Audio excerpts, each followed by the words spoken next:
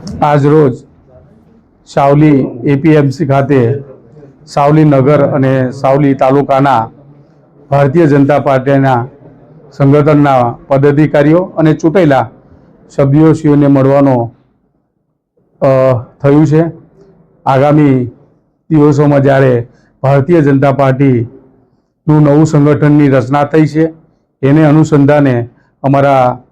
અહીંયા સાવલી નગરના પ્રભારી એવા બેન રૂપલબેન ભરતભાઈ પટેલ અને તાલુકાના પ્રભારી એવા બાબુ અમારા યોગપાલસિંહ અને જેને સાવલી નગરમાંથી કે જેઓને જિલ્લામાં નિમણૂક થઈ છે એવા બેન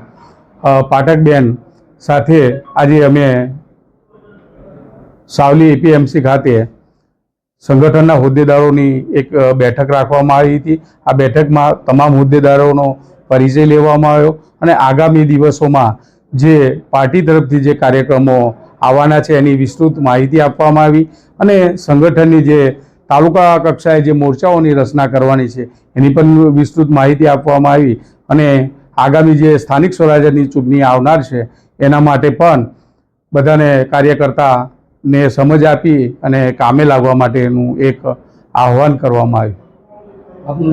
જયદીપસિંહ ચૌહાણ, મહામંત્રી, વડોદરા જિલ્લા ભારતીય જનતા પાર્ટી।